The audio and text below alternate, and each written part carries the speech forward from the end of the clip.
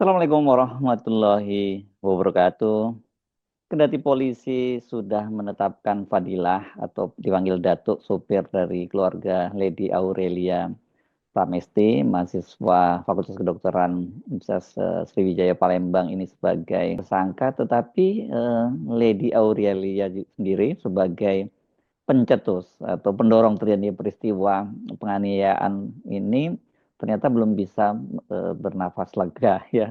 Kan tadinya terlihat sekali bahwa Fadilah atau Datuk ini bagaimana pengakuan dia dan juga penjelasan dari pengacara dari keluarga Lady itu, dia menyatakan minta maaf kepada keluarga Lady Aurelia dan juga kepada orang, terutama pada dua orang tuanya, karena gara-gara penganiayaan yang dia lakukan terhadap Muhammad Lutfi, Chief Koas mahasiswa kedokteran Unsri, itu membuat nama orang tua dari Lady Aurelia terbawa-bawa kemana-mana. Bahkan bapaknya kan sekarang ini Dedi Mandarsah, ini seorang pejabat di Kementerian PU, Kementerian PU, bukan PUPR lagi ya, sekarang Kementerian PU ya, jabatan sebagai kepala BPJN di Kalbar itu terbawa-bawa. Sekarang dikuliti oleh netizen. Nah, dalam perkembangan terbaru itu kan seperti dikatakan oleh Kementerian Kesehatan, status kemahasiswaan dari Lady Aurelia ini dibekukan gitu. Dan ini sebelumnya malah berkembang, sesungguhnya Lady Aurelia ini sudah diputuskan oleh Unsri untuk di drop out, tapi kemudian mengajukan banding dan akhirnya hanya diskorsing selama 3 bulan. Tetapi hal itu dibantah oleh rektorat dari Unsri yang menyatakan bahwa sampai sekarang ini mereka sedang melakukan investigasi. Jadi kalau ada kabar bahwa status kemahasiswaannya itu dibekukan, ya itu bukan berasal dari Unsri. Ya memang kabarnya bukan dari Unsri ini.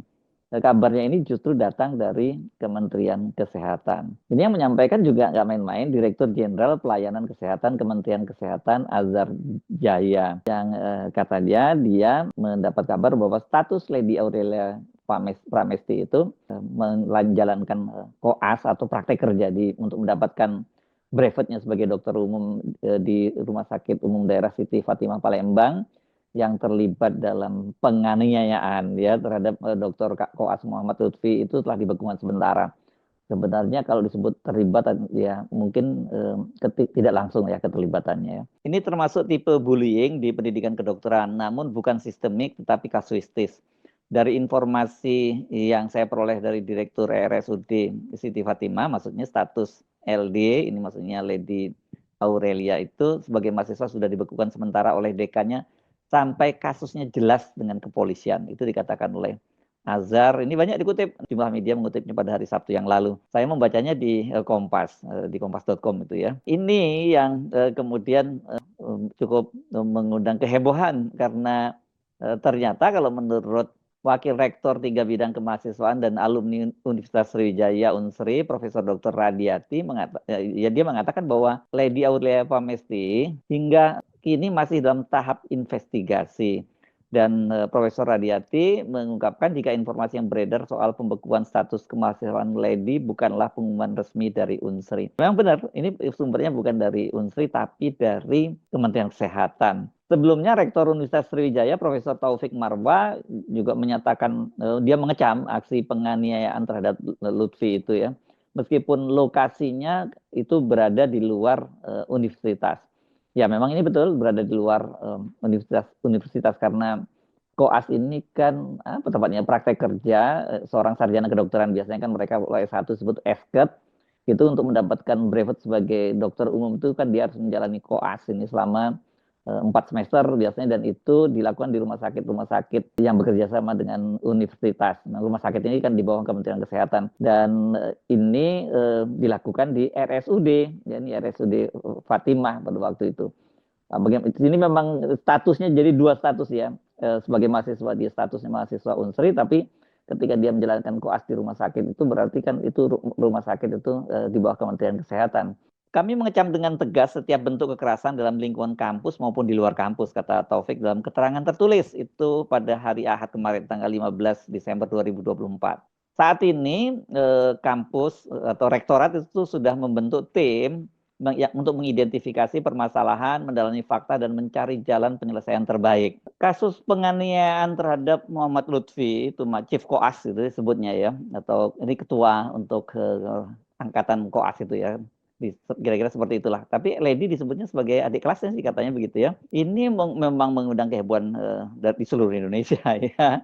Dan bukan hanya masyarakat umum, netizen yang mempersoalkan ini, tapi Dekan Fakultas Kedokteran Universitas Indonesia yang juga Wakil Ketua Asosiasi Institusi Pendidikan Kedokteran Indonesia, Profesor Arif Fahrial, menyatakan bahwa itu yang dilakukan oleh Fadila itu sudah masuk dalam tindakan kriminal. Apalagi penganiayaan dilakukan pihak ketiga. Jadi ini urusannya dengan polisi. Apalagi jelas ada penganiayaan. Penegakan hukum perlu ditunjukkan ke masyarakat agar jangan sampai Anda anggapan bahwa penganiayaan itu mudah dilakukan ke orang lain. Saya kira memang tepat ini ya kalau sebenarnya ya kalau di statusnya dibekukan seperti disampaikan oleh pejabat dari Kementerian Kesehatan tadi ya. Kenapa? Karena ya ini kan sampai sekarang ini baru pengakuan dari Fadila bahwa itu kasusnya itu kasus dia itu dia menjadi tanggung jawab dia. Tapi kalau kita menyimak beberapa rekaman-rekaman audio ketika terjadi perdebatan antara ibu dari Lady Aurelia dengan Lutfi dan kawan-kawannya itu memang terkesan ini dia mengintimidasi gitu ya, ada kesan mengintimidasi, dan ini juga bisa nanti menjadi persoalan sendiri kalau kemudian ini dibuktikan oleh kepolisian. Jadi ibunya juga bisa terseret, apalagi kalau kemudian Lady Aurelia ini misalnya memprovokasi ya untuk melakukan hal semacam itu, terbukti semacam itu ya, dia juga akan terkena dampak dari ini dan bisa terseret kasus ke kriminal. Tapi ini statusnya apakah itu kemudian dia ada peran atau tidak di situ, itu pun nanti akan berkaitan dengan bagaimana universitas itu menetapkan status dia. Apakah kemudian nantinya dia seperti diskorsing seperti sebelumnya, statusnya dibekukan, dan kalau dibekukan itu sampai berapa lama dibekukan, atau bahkan sampai drop out. Karena ini memang soalnya sangat serius, dan kasus-kasus semacam ini tidak boleh ditolerir. Karena begitu ada toleransi dan kemudian otoritas kampus maupun otoritas kesehatan ini terlihat toleran dan atau bahkan menganggap soal ini tidak serius, ini bisa jadi semacam tradisi buruk ya. Kasus ini kan sempat mengundang kehebohan ketika muncul sebuah video peristiwa penganiayaan itu, yang itu terjadi di sebuah toko roti, disebutnya di kawasan Jalan Demang Lebar di Kota Palembang. Bang Konyo deh, ngomong baik-baik. Kami sudah baik-baik. Baik-baik,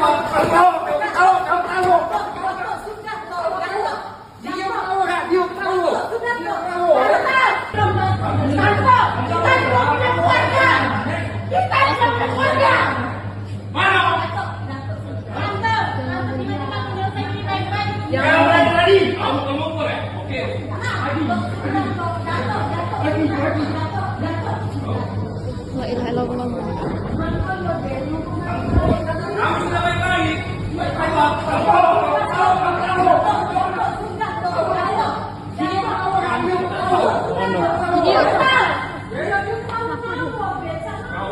Pacak bola di sini. Pacak bola di sini masalahnya, Bu. Itu kita yang kena. Kau udah ke video ini kita yang kena, dia bola di sini. Walaupun kita yang kena, jangan kayak ini.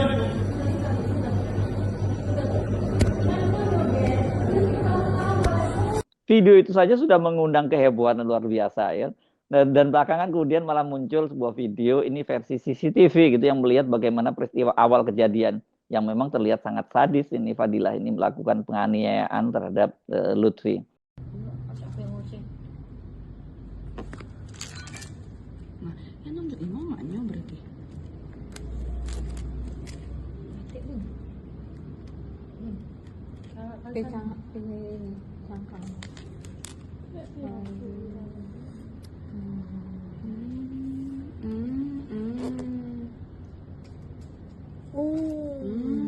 Salah Dionia memang. Salah Dionia dia duluan. Oh, jadi ada versi duduk versi tegak ini. Nah, Memang serem ya kalau itu tadi, waduh itu pukulannya kayak petinju profesional, dia mukulnya bisa beruntun dan sangat cepat seperti itu ya. Apakah betul ini hanya terpancing gitu atau terprovokasi sehingga dia melakukan penganiayaan atau memang sejak awal direncanakan semacam itu, karena mengapa sebagai supir dia kemudian ikut masuk dalam pertemuan itu ya, pertemuan meskipun pertemuan di tempat terbuka. Jadi ini yang saya kira mungkin polisi nanti bisa mendalami motifnya, tapi sejauh ini seperti yang saya katakan, kelihatannya baik pengacara maupun Fadilah ini mencoba melokalisir kesalahan itu semua menjadi tanggung jawab dia, dan tidak perlu melibatkan orang tua Lady Aurelia, kedua orang tuanya, apalagi Lady Aurelianya sendiri, karena dikabarkan sekarang ini Aurelia dan bahkan ibunya juga sekarang mengalami stres sejak peristiwa ini menjadi heboh, dan dia hanya mengurung diri terus di dalam kamar. Ya memang betul, ini peristiwa semacam ini mesti hati-hati, apalagi dengan perilaku dari ini. Perilaku itu saya tidak memberikan konotasi negatif ya, ini kata-kata yang netral saja. Perilaku dari netizen Indonesia yang betul-betul sangat gigih kalau dalam melihat kasus-kasus semacam ini, dan mereka ini tanpa dikomando langsung berjuang menggali sana sini, yang kemudian yang dampaknya terkena langsung itu adalah bapaknya dari Lady Aurelia, karena kan kemudian KPK juga menelaah kembali laporan harta kekayaannya, dan direncanakan 2 pekan yang akan datang itu akan dilakukan klarifikasi. Bahkan kemudian KPK juga mengungkit-ungkit kasus lama, karena disebutkan nama Bapak Lady ini, ya Deddy Mandarsah ini, sekarang sebelumnya pernah menjadi kepala BPJN di Kalimantan Timur, itu namanya rupanya pernah tersangkut dalam kasus OTT di Kalimantan Timur, tapi kemudian kasusnya tidak berlanjut, dan dia sendiri kemudian sekarang diketahui sudah berpindah posisi menjadi kepala BPJN di Kalimantan Barat. Nah, kalau kemudian ternyata kasus ini berlanjut, misalnya menjadi termasuk masuk ranah pidana dan kemudian berdampak pada Lady Aurelia, sementara kemudian bapaknya sendiri diperiksa oleh KPK, dan kemudian diketahui bahwa ada laporan harta kekayaan yang disembunyikan, dan kemudian diungkit lagi, dikulik-kulik oleh KPK, kasusnya memang tidak berlebihan kalau netizen menyebutnya bisa terjadi seperti kasus Rafael Alun dan putranya yakni Mario Dendi. Jadi disebutnya kasus Lady Aurelia ini menjadi Mario Dendi jilid 2. Saya Aris Munarif dari Forum News Network. Sampai jumpa lagi. Assalamualaikum warahmatullahi wabarakatuh.